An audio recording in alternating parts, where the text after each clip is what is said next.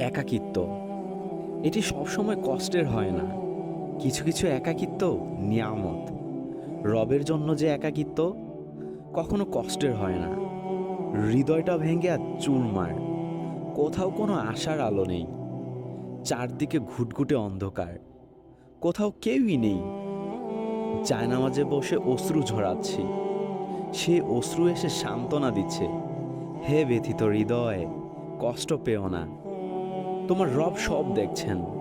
মনের ভিতরে জমিয়ে রাখা এক সমুদ্র পরিমাণ কষ্ট, যাকে কেউ কোনোদিন বুঝেনি, বোঝার চেষ্টাও করেনি। সেই কষ্টের কথা তোমার রব তো জানেন।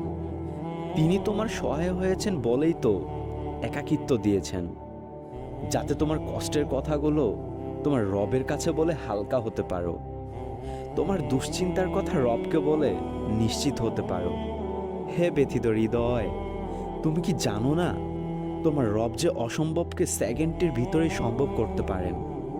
তাহলে একাকিত্বকে তুমি কেন ভয় পাও? যে একাকিত্ব তোমার রবের দিকে নিয়ে যায়, রবকে স্মরণ করিয়ে দেয়। হে ব্যথিত হৃদয়, কষ্ট পেও না। শীঘ্রই তোমার রব তোমাকে এত দিবেন যে তুমি সন্তুষ্ট হয়ে যাবে।